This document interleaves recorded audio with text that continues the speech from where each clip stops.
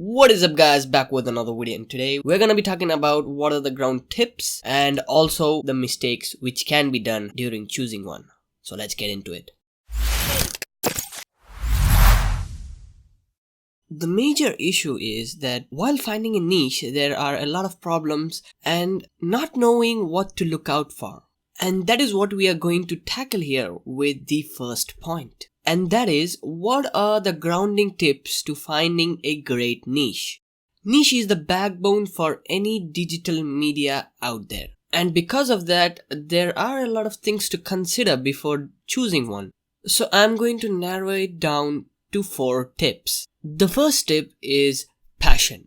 Now, passion is basically something which you are really passionate about, and there are going to be a few topics and subjects which you really have a keen interest in. Having a passion helps you in many ways. One of those is passion keeps you connected with the work you do, and because of that, the other benefit is that you don't get bored of it. One of the best things to do is to take a piece of paper and write down all the stuff which you like to do in a daily basis, and also write the things which you are really passionate about. And just doing that helps you to combine those two and find the best appropriate niche which you would want to do. Let's take an example from the list which I made right here, and from this we can take tutorials and photography, and that translate into a great niche where you could teach people how to do photography in your own way, and that is something which you're not bored of, as well as it's your passion.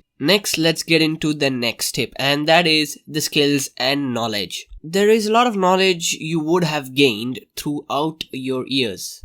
It could be any knowledge. It could be something from you learning about something which many people might have not known about, and also even doing something for a period of time, or even for a year, or for maybe a few years. This knowledge and skills are really going to amp up your ability to improve in the passion which you are in right now.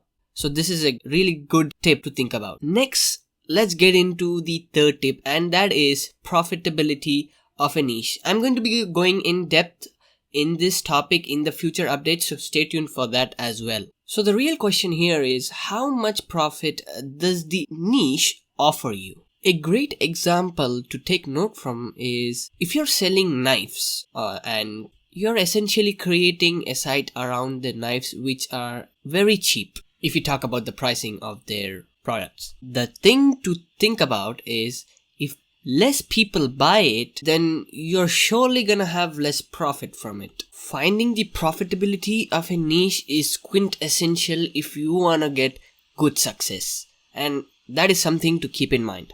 The next point is being persistent. The main question is, if you have chosen a niche, how long are you gonna keep up with that niche? Because it is very essential that you keep invested and keep yourself interested in the niche you choose, so that you don't get bored in the long term. Choose a niche which you would be able to write about anytime. Like suppose you got an idea right now and you just write it down. It's your own creativity, and having that passion keeps that going. Persistence not only helps you to grow, but also gives you new ideas in your niche. Now, let's get into the mistakes which are done during choosing a niche. During the process of choosing a niche, a lot of things could go wrong, and this usually leads to the wrong decision. So to stop that from happening, here are some mistakes which should be taken off before choosing one. The first one is, niches are usually based around a product. This is inevitably one of the biggest mistakes which are being done right now. Because if you base a niche around a product, it creates a lot of problems. The problems range from, after a period of time you can't grow in it, and because you have stuck to one specific product, you can't talk about other products. So it's like you have been isolated in your own niche. And also, if the product is less popular, it's sure that it's gonna bring you less profit. A great example would be basing a site around a selfie stick, which is not so popular right now, and because of that, there's a great chance you won't be able to profit from it. So this example shows you that basing around a product is the biggest mistake you could do. Let's get into the second point. and that is looking for a niche that doesn't require hard work. I mean, the question really arises, is there any niche which doesn't require hard work?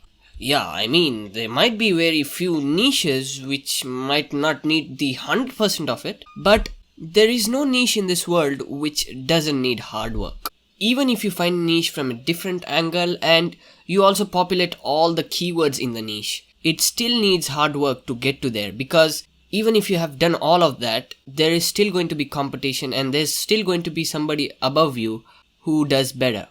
So to be able to stay on top, you have to create amazing, informative and quality content which everyone is looking for, and that is really going to help you, because if people are wanting to go to your site and checking out the things you have written, this is going to be a game changer.